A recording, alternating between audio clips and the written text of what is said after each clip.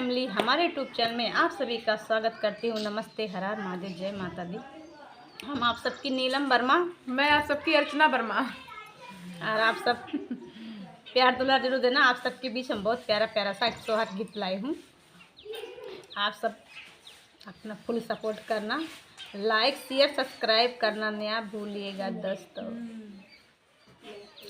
आज मोरे लाल भाई सगरो जोर भाई सगरो जोर भाई हो, सखी को नहीं आई नदिया आंगन सुनी ला गई हो।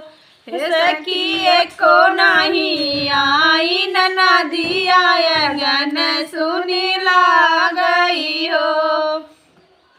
आई गईले अरगन से परगन सासू जी के नैहर से हो। आई गईले अरगन से परगन सासू जी के नैहर से हो। सखी को नहीं आई नदिया आंगन सुनी ला गई हो। सखी को नहीं आई नदिया आंगन सुनी ला गई हो।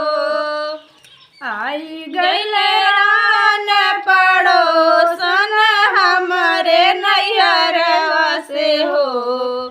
आई गईले रान पड़ोसन हमारे नैहर से हो।